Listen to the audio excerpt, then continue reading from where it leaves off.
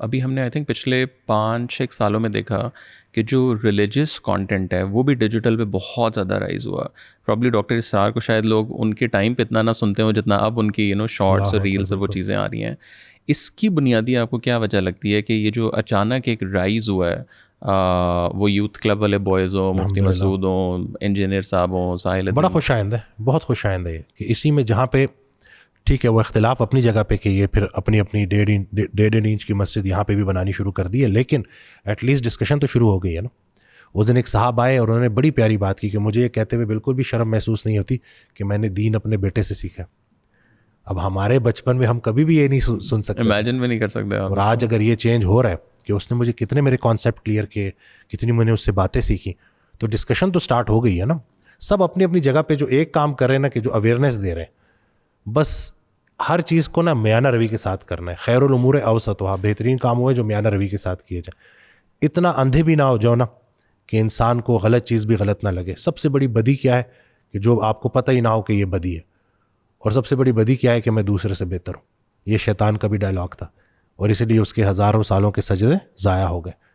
تو تم مجھ سے بہتر ہو, میں تم سے کچھ سیکھنا چاہتا ہوں. جب ہم اس طرف آ جائیں گے نا تو کوئی بات نہیں بگڑی.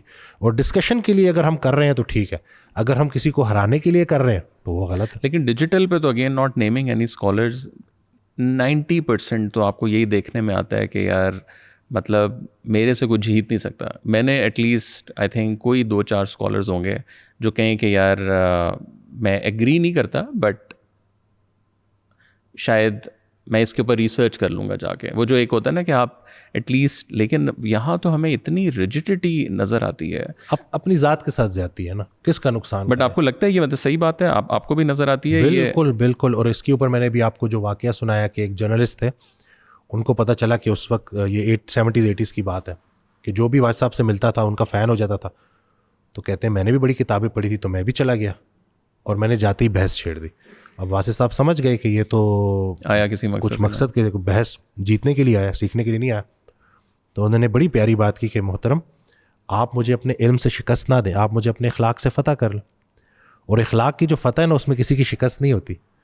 بندہ جو ہے نا وہ دل قربان کر دیتا ہے اور وہ صاحب پھر جگہ سے ہلے نہیں. تو اگر یہ بات ہم کہہ دیں کہ ٹھیک ہے یہاں پہ مجھ سے یہ بات ایسی ہو گئی, میں اس کے اوپر تھوڑا اپنا کام کروں گا, میں اس کو دیکھوں گا, اس کے اوپر مزید پڑھوں گا, لیکن وہ جب اڑ جاتے ہیں تو سارا کام خراب ہو جاتا ہے, کیونکہ اب وہ اپنی ٹیم کو لے کے بیٹھے ہوئے نا. تو بس وہ یہی ہے کہ آپ نے اگر عمل کرنا ہے تو آپ کے لیے وہ اتنی بڑی بات نہیں. میں سب کو سنتا ہوں الحمدللہ سوشل میڈیا پہ, اور جو خیر کی بات مجھے آ رہی ہوتی ہے. اس دن اس ڈاکٹر اسرار احمد رحمۃ اللہ علیہ کا بڑا پیارا کہ اگر آپ کے پاس کوئی انسان اپنی پریشانی لے کے آئے اور آپ اس کی پریشانی دور کر سکتے ہیں اور آپ اس کی پریشانی دور نہ کریں, آپ جتنے مرضی نمازی ہو جائیں آپ سب کچھ کہلا سکتے ہیں, نیک نہیں کہلا سکتے. تو نیکی کی ہی دوسرے بندے کے ساتھ جاتی ہے.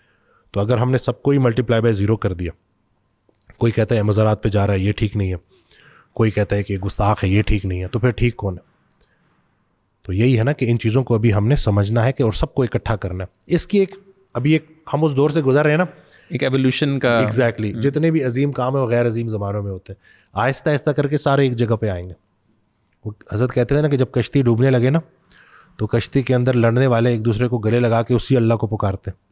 تو اصل میں کشتی ڈوب رہی ہے, وقت گزر رہا ہے, کچھ عرصے بعد سب نے ختم ہو جانا ہے. تو جس دن یہ ریئلائزیشن ہو جائے نا کہ یہ جھگڑا ہمارا کتنا قیمتی وقت ضائع کر رہا ہے, تو یہ سارے گلے لگا لیں گے ایک دوسرے کو, اور ایک دوسرے کو نان مسلم کافر کہنا بند کر دیں گے, گستاخ کہنا بند کر دیں گے. اتنا ڈفرینس ہے ہی نہیں جتنا ہم نے بنا لی.